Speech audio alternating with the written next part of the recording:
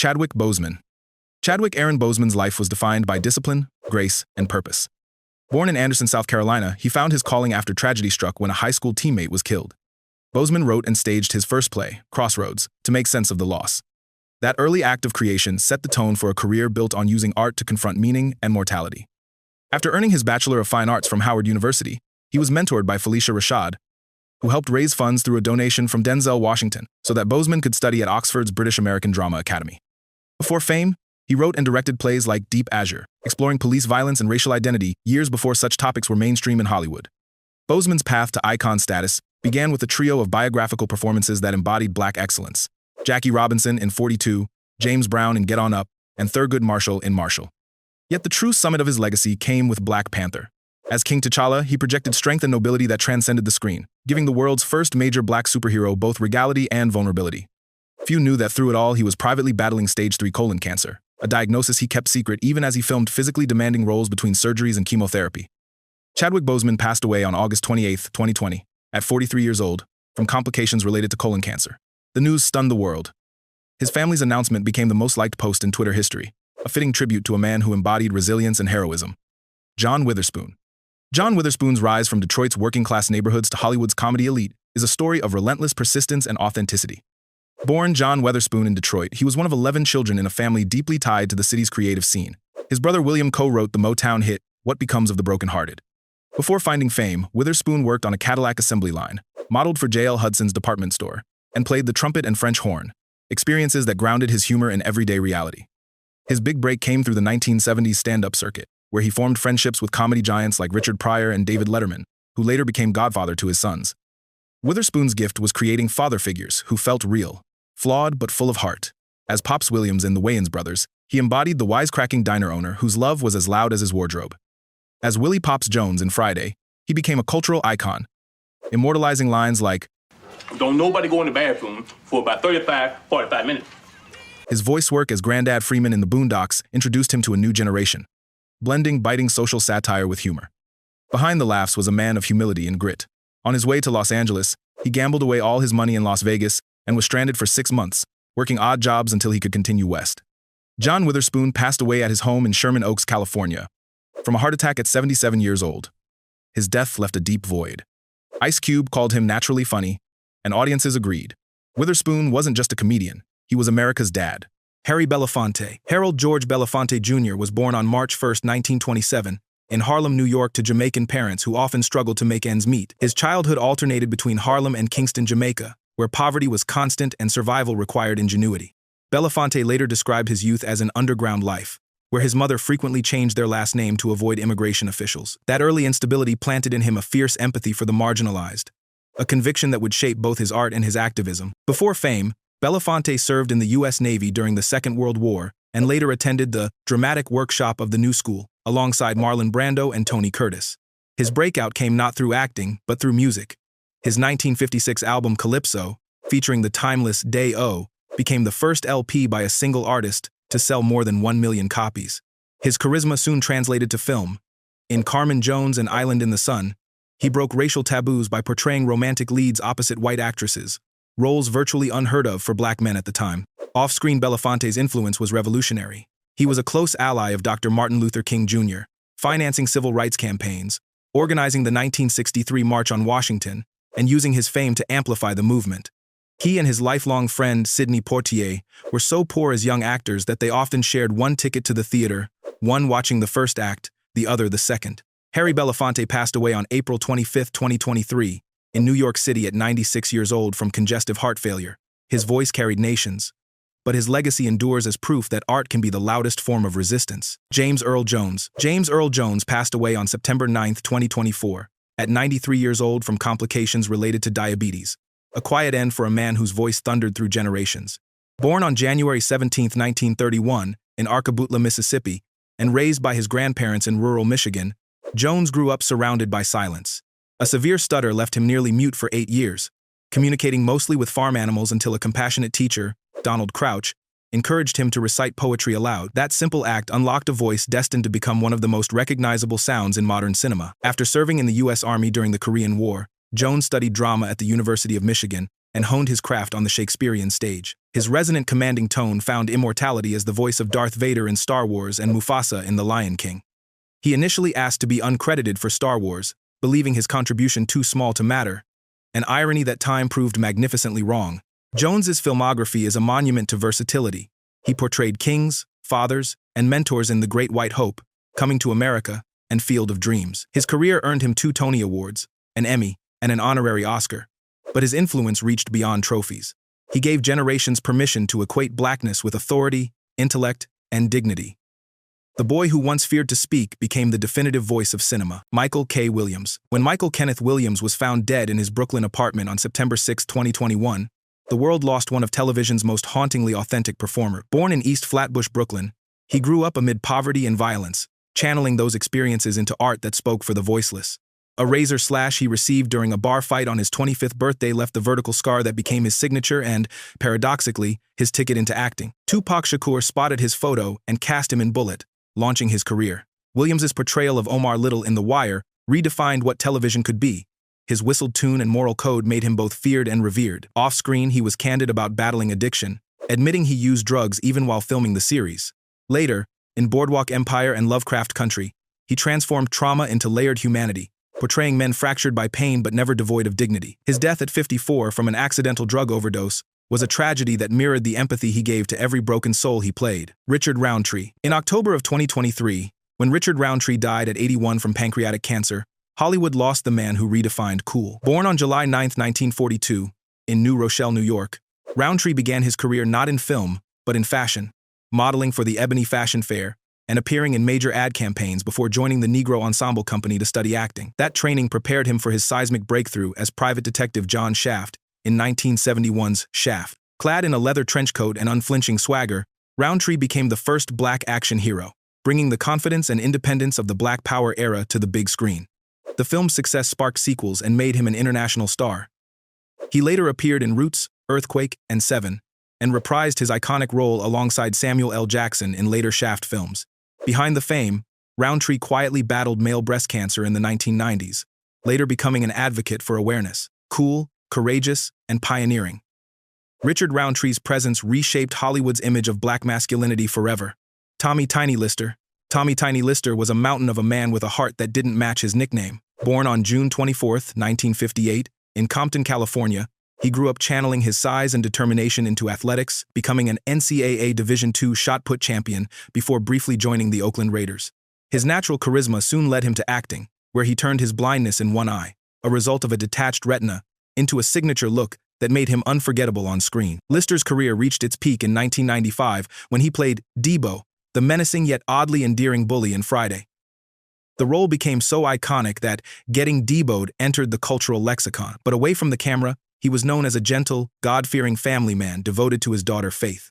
In December of 2020, he died at 62 after suffering from heart disease complicated by COVID-19 symptoms, a sudden loss that stunned fans and colleagues alike. Despite his fearsome image, Tiny Lister's real legacy was his warmth, humility, and laughter that filled every set he walked onto. Clarence Williams III. Clarence Williams III was born on August 21, 1939, in Harlem, New York, into a family steeped in artistry. His grandfather, also named Clarence Williams, was a celebrated jazz composer, and his grandmother, Eva Taylor, was a pioneering blues singer. Growing up surrounded by music and performance, Williams was destined for the stage, though his path there was anything but direct. After serving as a paratrooper in the 101st Airborne Division of the U.S. Army, he returned home determined to act, making his Broadway debut in The Long Dream and later earning a Tony nomination for Slow Dance on the Killing Ground. His television breakthrough came in 1968 with The Mod Squad, where his portrayal of undercover detective Lincoln Link Hayes made him one of the first black actors to achieve leading man status on primetime television. With his afro, cool demeanor, and understated intensity, he embodied a new era of representation, one rooted in dignity and style. Williams deliberately avoided the blaxploitation wave that followed, retreating from Hollywood to pursue deeper theatrical work before re-emerging in the 1980s and 90s with standout performances in Purple Rain, Deep Cover, and Tales from the Hood. In June of 2021, Clarence Williams III died in Los Angeles at 81 from colon cancer. His passing marked the loss of a performer who helped redefine what black characters could look and sound like on screen. Reserved, magnetic, and principled, Williams carried a quiet gravitas that made even silence feel eloquent. Sidney Poitier. Sidney Poitier died on January 6, 2022, in Beverly Hills, California, from cardiopulmonary failure at the age of 94. His passing marked the end of an era. He was the first black actor to win an Academy Award for Best Actor and a moral giant whose influence extended far beyond film. Born on February 20, 1927, in Miami, Florida, to Bahamian parents who sold tomatoes, Poitier was so premature that he was not expected to survive. He grew up on Cat Island without electricity or running water, learning self-worth from his father and discipline from poverty. At 15, he was sent to Miami to live with his brother and soon experienced the full force of American racism. Fleeing north to Harlem, he worked as a dishwasher while teaching himself to read and neutralize his Bahamian accent by mimicking radio announcers. His perseverance earned him a place at the American Negro Theater, where raw talent met unshakable will. Poitier's ascent was revolutionary. In The Defiant Ones, A Raisin in the Sun, and Lilies of the Field, for which he won his Oscar in 1964, he portrayed black men as intelligent, proud, and morally unyielding. In the Heat of the Night, he made history again, demanding the now iconic scene where his character slaps a white plantation owner back. Off-screen, Poitier marched beside Dr. Martin Luther King Jr. and helped fund the civil rights movement. Knighted in 1974 and later named ambassador to Japan, he was a global symbol of dignity and progress. Sidney Poitier didn't just change Hollywood. He elevated humanity's idea of itself. Lance Reddick. Lance Reddick's commanding presence and deep, resonant voice made him one of television's most dignified figures. Born on June 7, 1962, in Baltimore, Maryland, he began his artistic journey not as an actor, but as a classical musician. He studied composition at the prestigious Eastman School of Music before discovering a passion for acting in his late 20s. Accepted into the Yale School of Drama, Reddick refined a style marked by restraint, intensity, and quiet authority. Audiences first knew him as Lieutenant Cedric Daniels in The Wire, a role that made bureaucratic frustration look noble. He later embodied precision again as Agent Philip Broyles in Fringe and the impeccably composed concierge Charon in the John Wick films. In March of 2023, Reddick died suddenly at his home in Studio City, California, from ischemic heart disease and atherosclerotic coronary artery disease. His death at 60 stunned fans who saw him as ageless. Beyond the screen, he was warm, funny, and beloved. A devoted husband, musician, and dog lover whose quiet strength continues to echo in every frame he left behind. Jim Brown. Jim Brown was more than a football legend. He was a force of nature who carried that dominance from the field to the screen. Born on February 17, 1936, on St. Simon's Island, Georgia, Brown grew up amid hardship before becoming a multi-sport phenomenon at Syracuse University. He excelled in football, lacrosse, basketball, and track, earning All-American honors and rewriting record books wherever he played. When he joined the Cleveland Browns in the late 1950s, he became the most unstoppable rusher in NFL history, a bruising runner who mixed power with grace. In May of 2023, Brown died peacefully at his Los Angeles home at 87 years old from natural causes. By then, he had long transcended athletics to become one of the most polarizing and pioneering figures in American life. At the height of his career, he shocked the world by retiring at 30 to pursue acting after the Browns' owner threatened to fine him for missing training camp during the filming of The Dirty Dozen. His defiance redefined player autonomy. In Hollywood, he became the first black action hero, starring in Slaughter, The Split, and 100 Rifles, which featured one of cinema's first interracial love scenes. Off-screen, Brown was both activist and agitator, organizing the 1967 Cleveland Summit and later founding programs for at-risk youth. But his legacy was complicated by repeated legal troubles and domestic violence allegations, which shadowed his social work. Jim Brown lived large, fought hard, and left a legacy as complex as America itself. Part hero, part contradiction, but always undeniable. Carl Weathers. Carl Weathers embodied strength, charisma, and class, an athlete who seamlessly transformed into one of Hollywood's most enduring screen presences. Born on January 14, 1948, in New Orleans, Louisiana, he earned a football scholarship to San Diego State University, where he studied theater alongside athletics. After a brief professional football career with the Oakland Raiders and later the Canadian Football League, he retired to fully pursue acting, a decision that would change his life. Weathers found global fame as Apollo Creed in Rocky, the brash, magnetic champion whose blend of confidence and humanity made him one of cinema's great rivals turned allies. His dynamic performances extended beyond the ring. He faced down aliens in Predator, spoofed his own image in Arrested Development, and charmed new generations in The Mandalorian. A man of humor and humility, he often said acting, not boxing, was his true fight, for craft, not competition. Carl Weathers passed away on February 2, 2024, at 76 years old, from atherosclerotic cardiovascular disease. His heart gave out, but his legacy as Apollo Creed remains immortal. Louis Gossett Jr. Louis Gossett Jr. carried himself with the quiet authority of a man who had seen every battle and still stood tall. Born on May 27, 1936, in Brooklyn, New York, He discovered acting by accident when a high school English teacher urged him to audition for a play. The moment he stepped on stage, he knew he had found his purpose. Gossett became one of the first black actors to study at New York University, landing roles on Broadway before breaking into television, during a time when black faces were rarely seen in lead parts. His portrayal of Fiddler in Roots captured both the pain and perseverance of the enslaved experience, earning him an Emmy and cementing his place in television history. A few years later, he made film history again, becoming the first black man to win the Oscar for Best Supporting Actor for his role as the relentless gunnery sergeant Emile Foley in An Officer and a Gentleman. Louis Gossett Jr. passed away on March 29, 2024, at 87 years old, from complications related to chronic obstructive pulmonary disease. His voice, poise, and humanity defined excellence. John Amos. John Amos was the embodiment of strength, integrity, and working-class pride on screen. Born on December 27, 1939, in Newark, New Jersey, he began his professional life far from Hollywood, as a social worker, athlete, and briefly, a professional football player. His physicality and commanding presence soon led him to the stage, where he honed the grounded realism that became his trademark. Audiences first came to love him as James Evans Sr. on Good Times, the no-nonsense father whose blend of discipline and love made him a cultural touchstone. But behind the scenes, Amos clashed with producers over what he saw as the show's growing reliance on stereotypes, particularly in JJ's exaggerated antics.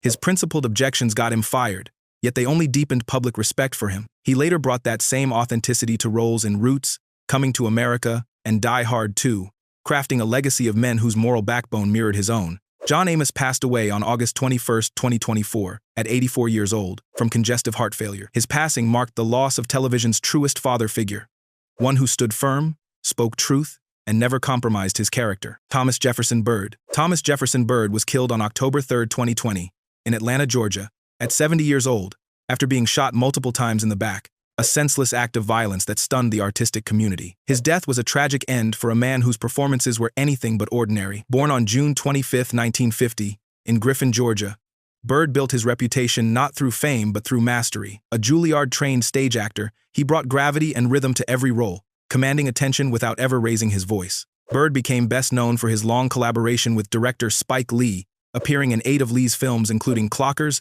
He Got Game, Bamboozled, and Chirac. Whether playing a weary father, street philosopher, or fiery preacher, Byrd delivered every line with the weight of lived experience. Off-screen, he was beloved for his warmth, humility, and unwavering professionalism. His murder robbed cinema of a rare truth-teller, an actor who could turn even silence into poetry. Tony Todd. Tony Todd's presence was unmistakable. Tall, resonant, and commanding, he carried an almost mythic aura on screen. Born on December 4, 1954, in Washington, D.C., and raised in Hartford, Connecticut, he studied theater at the University of Connecticut before refining his craft at the Eugene O'Neill National Theater Institute. His early stage work, particularly in Shakespeare and August Wilson plays, revealed an actor of immense control and depth, one who could balance menace with grace. Todd's breakthrough came in 1992 with Candyman, where he played Daniel Robitaille, a tragic spirit born of racial violence and vengeance. The performance transcended horror. His haunting voice and sorrowful dignity turned a supernatural killer into a symbol of historical trauma. It became one of the most iconic roles in modern horror cinema and earned Todd a cult following. Yet he was never confined to that identity. Over the decades, he built a diverse resume spanning The Crow, The Rock, Final Destination, Star Trek, The Next Generation, and countless voice roles that showcased his thunderous tone. Off-screen, Todd was admired for his kindness, intellect, and mentorship of younger actors. His colleagues often spoke of his quiet generosity and deep love of storytelling. He continued working even while privately battling illness, embodying the same endurance that defined his characters. Tony Todd passed away on November 6, 2024, at 69 years old, from complications related to stomach cancer. His final performances were filmed in secret, proof of his dedication until the very end. If you enjoyed this video about these iconic actors, then you're going to love the one on your screen, so go check it out now.